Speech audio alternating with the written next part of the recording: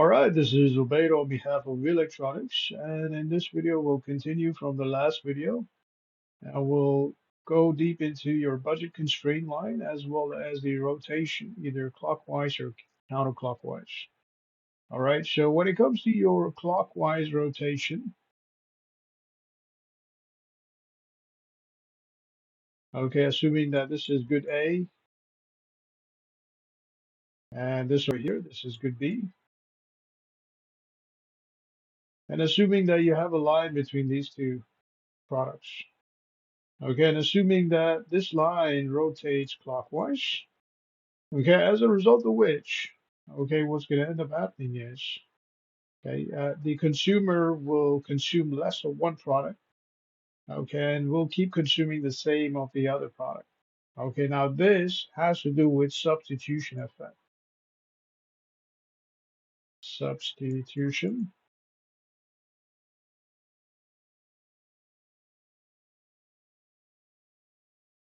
effect, which basically says that given all factors are the same, given all the other factors are the same as ceteris paribus. So let's say given the income stays the same, it does not go up. Okay, what's going to end up happening is if the prices of a product, let's say good A, okay, goes up, okay, the consumer may end up buying less of good A and the same quantity of good B. So if this is point B, where the consumer buys both good A and good B, so a combination of good A and good B, okay, if you were to stretch a line further down to your second curve, okay, because of the shift, okay, you will have point B1, for example, and notice the B1, okay, has the same quantity of good B as this point over here, point B. Okay, so the quantity demanded does not change for good B, okay, because the price was relevant to good A. Okay, the prices of good A changed as a result of which, okay, the consumption of good A went down, right? But the consumption of good B stayed the same. And this is when the prices of good A went up. All right, hence the clockwise rotation.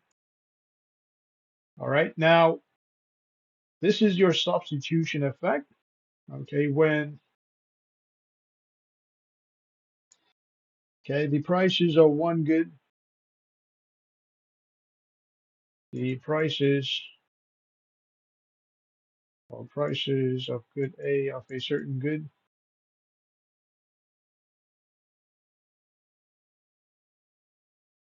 or product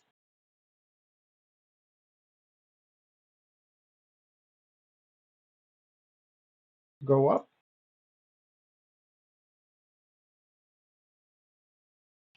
consumer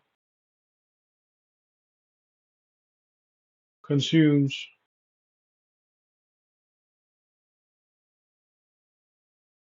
less of that product.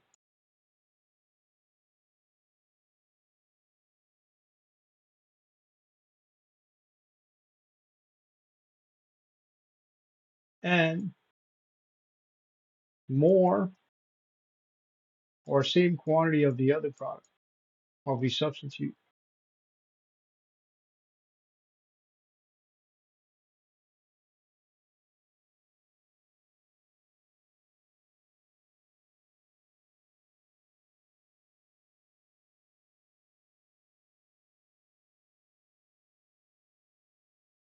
Now this is ceteris paribus, considering all other factors are the same, because in real life, okay, you could have many possibilities. Okay, it's possible that the consumer may end up buying another product. So we may have three products over here, okay, where the consumer may be consuming less of product, well, one product over here, less of good A, and maybe consuming another product, let's say good C instead. All right. And the quantity consumed in terms of good B would stay the same, for example. Or the consumer may end up consuming more of good B, okay, and less of good A.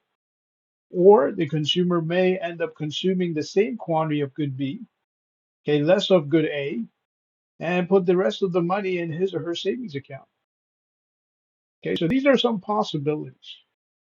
All right, and this has to do with your substitution effect. So apart from that, on behalf of electronics, this is Obey. Have yourself a great day.